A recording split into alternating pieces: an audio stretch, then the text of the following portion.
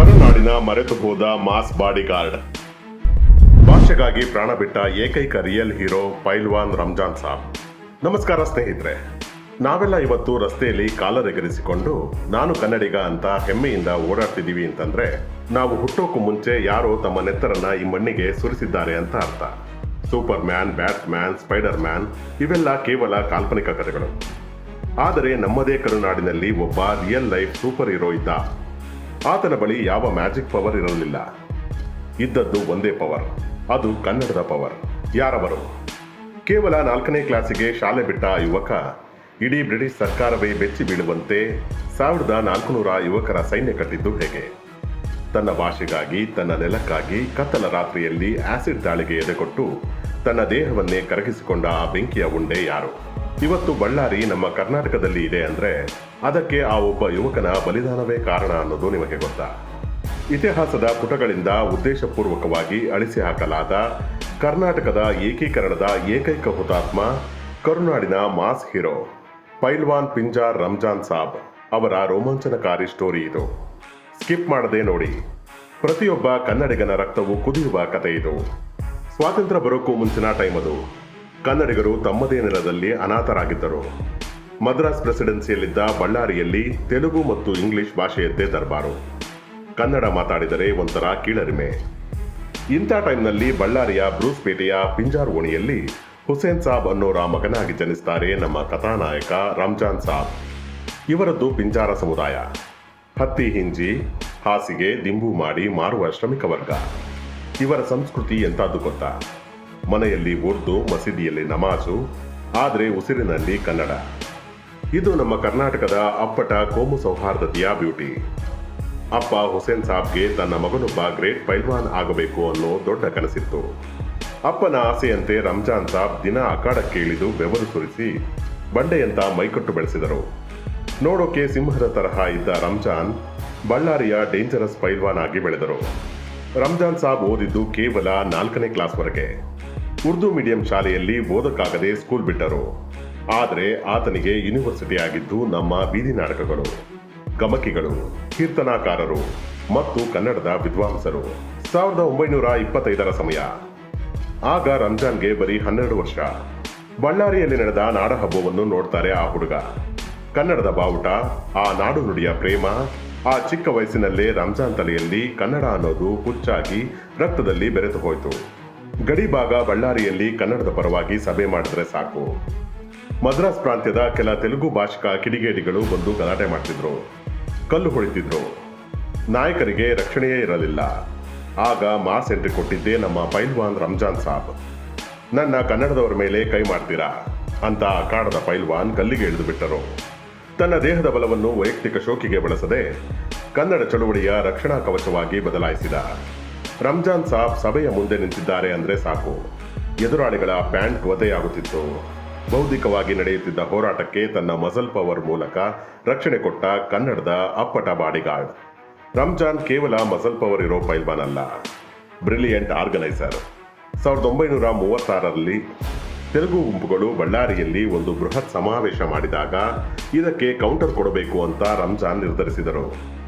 ಊರೂರು ಸುತ್ತಿ ಯುವಕರನ್ನು ಬಡಿದೆಬ್ಬಿಸಿ ಬರೋಬ್ಬರಿ 1400 ಕನ್ನಡಿಗರ ಬೃಹತ್ ಪಡೆಯನ್ನೇ ಸೇರಿಸಿ ಶಕ್ತಿ ಪ್ರದರ್ಶನ ಮಾಡಿದರು. ಈ ಕತ್ತಿಗೆ ಬೆಚ್ಚಿ ಬಿದ್ದ ಬ್ರಿಟಿಷ್ ಸರ್ಕಾರ ರಂಜಾನ್ ಸಾಬ್ನನ್ನು ಜೈಲಿಗೆ ಹಾಕಿತು. ಜೈಲಿನಲ್ಲಿ ಅವರಿಗೆ ಸಿಕ್ಕ ಜೊತೆಗಾರ ಯಾರು ಗೊತ್ತಾ? ಮುಂದೆ ನಾಡಿನ ದೊಡ್ಡ ಸಾಹಿತಿ, ನ್ಯಾಯಾಧೀಶರಾಗಿ ಬೆಳೆದ ಕೋ ಚನ್ನಬಸಪ್ಪ. 1952ರಲ್ಲಿ ಬಳ್ಳಾರಿ ಜಿಲ್ಲಾ ಕರ್ನಾಟಕ ಕ್ರಿಯಾ ಸಮಿತಿ ಶುರುವಾದಾಗ ರಂಜಾನ್ ಅದರ ಮುಖ್ಯ ಸಂಘಟಕ ಆಗಿ ಆಯ್ಕೆಯಾದರು. ವಾಟ್ಸ್ಆ್ಯಪ್, ಇಂಟರ್ನೆಟ್ ಇಲ್ಲದ ಆ ಕಾಲದಲ್ಲಿ ಬಳ್ಳಾರಿ ಕರ್ನಾಟಕದಲ್ಲೇ ಉಳಿಬೇಕು ಅಂತ ಹಳ್ಳಿ ಸುತ್ತಿ 1 ಲಕ್ಷಕ್ಕೂ ಹೆಚ್ಚು ಜನರ ಸಹಿ ಸಂಗ್ರಹ ಮಾಡಿದ ಭಗೀರಥ ನಮ್ಮ ರಂಜಾನ್ ಸಾಬ್. ಹೋರಾಟಕ್ಕೆ ಜಯ ಸಿಕ್ಕಿತು. ಕೇಂದ್ರ ಸರ್ಕಾರ ಬಳ್ಳಾರಿಯನ್ನು ಮೈಸೂರು ರಾಜ್ಯಕ್ಕೆ ಸೇರಿಸಲು ಗ್ರೀನ್ ಸಿಗ್ನಲ್ ಕೊಟ್ಟಿತು. 1953ರ ಅಕ್ಟೋಬರ್ 1 ಮತ್ತು 2ರಂದು ಬಳ್ಳಾರಿಯಲ್ಲಿ ಅಕ್ಷರಶಃ ದೀಪಾವಳಿ ದಸರಾ ಸಂಭ್ರಮ. ಬಳ್ಳಾರಿಯ ಬಿಡಿಎ ಮೈದಾನದಲ್ಲಿ 20,000 ಜನ ಸೇರುವ ಬೃಹತ್ ಪೆಂಡಾಲ್ ಹಾಕಲಾಗಿತ್ತು. ಮುಖ್ಯಮಂತ್ರಿ ಕೆಂಗಲ್ ಹನುಮಂತಯ್ಯನವರೇ ಬರುವವರಿದ್ದರು. ಈ ಇಡೀ ಕಾರ್ಯಕ್ರಮದ ಜವಾಬ್ದಾರಿ ಹೊತ್ತಿದ್ದು ನಮ್ಮ ರಂಜಾನ್ ಸಾಬ್. ಆದರೆ ಈ ವಿಲೀನವನ್ನು ಸಹಿಸದ ಕೆಲವು ಕನ್ನಡ ವಿರೋಧಿ ದುಷ್ಕರ್ಮಿಗಳು ಈ ಸಂಭ್ರಮವನ್ನು ಹಾಳು ಮಾಡಲು ಪೆಂಡಾಲ್ಗೆ ಬೆಂಕಿ ಹಚ್ಚಲು ಸಂಚು ರೂಪಿಸಿದ್ದರು.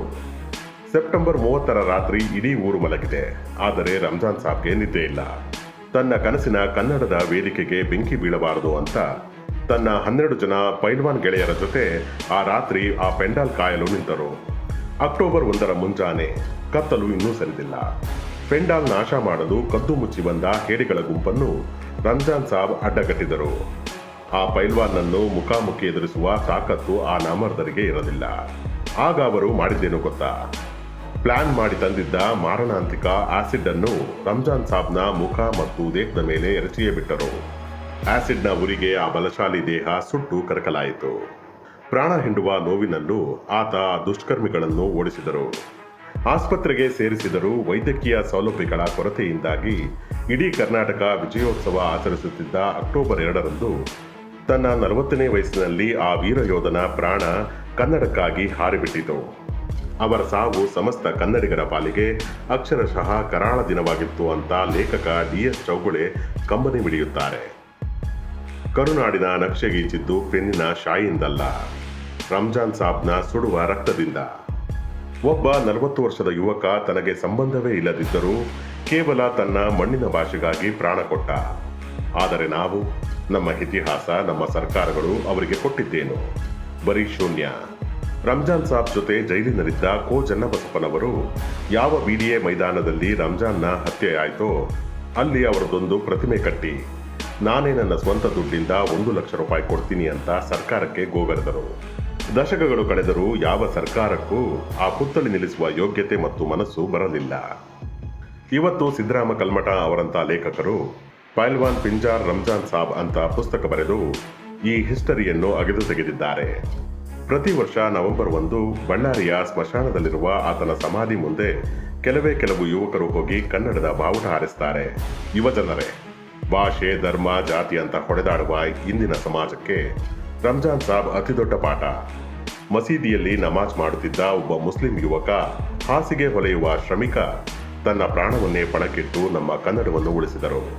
ಇವತ್ತು ಬಳ್ಳಾರಿಯ ಗಣಿಯ ದುಡ್ಡಲ್ಲಿ ಮೆರೆಯುವ ನಾವು ಆ ಮಣ್ಣಿನ ಅಡಿಯಲ್ಲಿ ಸುರಿಯಲ್ಪಟ್ಟ ರಂಜಾನ್ ಸಾಬ್ನ ರಕ್ತವನ್ನು ಮರೆತರೆ ಅದಕ್ಕಿಂತ ದೊಡ್ಡ ದ್ರೋಹ ಇನ್ನೊಂದಿಲ್ಲ. ಈ ವಿಡಿಯೋವನ್ನು ಕೇವಲ ಲೈಕ್ ಮಾಡೋದಲ್ಲ, ಪ್ರತಿಯೊಬ್ಬ ಕನ್ನಡಿಗನ ಮೊಬೈಲ್ನಲ್ಲೂ ಈ ರಿಯಲ್ ಹೀರೋನ ಸ್ಟೋರಿ ಸ್ಟೇಟಸ್ ಆಗಬೇಕು. ಈ ವಿಡಿಯೋ ಶೇರ್ ಮಾಡಿ, ಸರ್ಕಾರಕ್ಕೆ ಟ್ಯಾಗ್ ಮಾಡಿ. ಬಳ್ಳಾರಿಯ ಹೃದಯ ಭಾಗದಲ್ಲಿ ನಮ್ಮ ಪೈಲ್ವಾನ್ ರಂಜಾನ್ ಸಾಬ್ನ ಭವ್ಯವಾದ ಪುತ್ಥಳಿ ನಿರ್ಮಾಣ ಆಗುವವರೆಗೂ ನಮ್ಮ ದನಿ ನಿಲ್ಲಬಾರದು. ಕನ್ನಡಕ್ಕಾಗಿ ಪ್ರಾಣ ಕೊಟ್ಟ ಆ ಹುತಾತ್ಮನಿಗೆ ನಮ್ಮದೊಂದು ಸಲಾಂ. ಸಿರಿಗನ್ನಡಂ ಗೆಲ್ಗೆ, ಸಿರಿಗನ್ನಡಂ ಬಾಳ್ಗೆ. ಜೈ ಕರ್ನಾಟಕ.